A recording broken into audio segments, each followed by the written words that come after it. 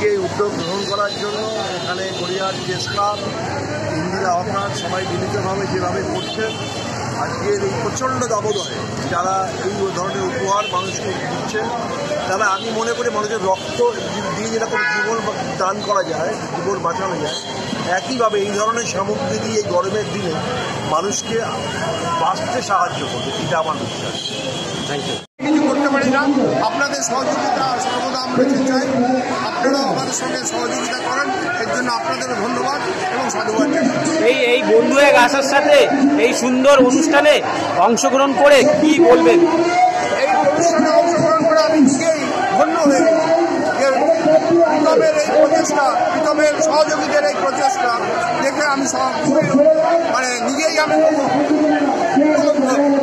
উদ্বুদ্ধ হয়ে গেছি যে এমন করে প্রীতম এটা করছে এবং এত মানুষের মধ্যে আজকে শুনলাম শিলিগুড়িতেও করছে, পুরুলিয়াতে করছে, বাঁকুড়াতে করছে, এর জন্য আমি ওকে আবার সাধুবাদ জানাচ্ছি।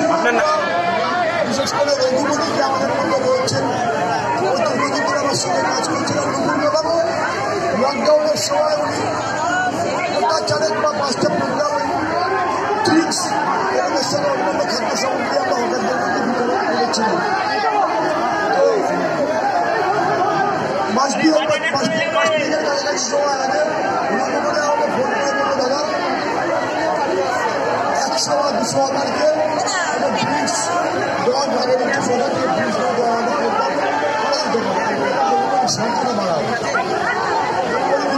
সঙ্গে কথা বলবো, আমরা কথা বলবো, বারবার আমাদের মধ্যে কথাবার্তা হবে, ওখানে একটা শিকার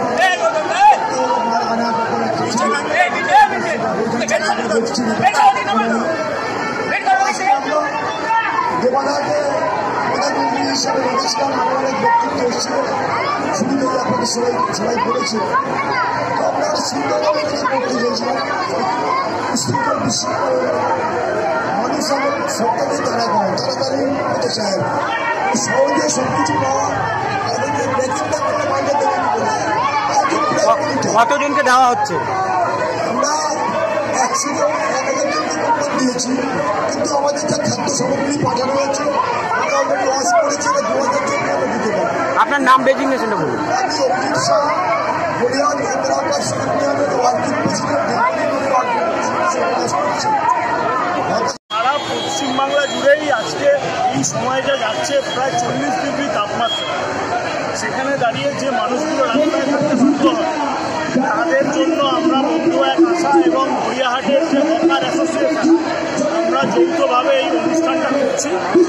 আজকে এই গড়িয়াহাট অঞ্চলে প্রায় 1000 প্রান্তিক মানুষকে আমরা খাদ্য সামগ্রী দিচ্ছি এবং ডিহাইড্রেশন আজকের এই সময় একটা খুব বড় সমস্যা, সেখানে রিয়েলের ফ্রুট জুস থেকে শুরু করে এই ধরনের সামগ্রী যেটা শরীরকে ঠান্ডা রাখতে পারে, এইরকম জিনিসই দেওয়া হচ্ছে।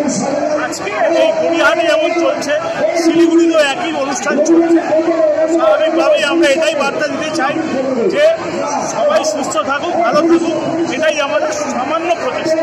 কত মানুষকে দেওয়া হচ্ছে?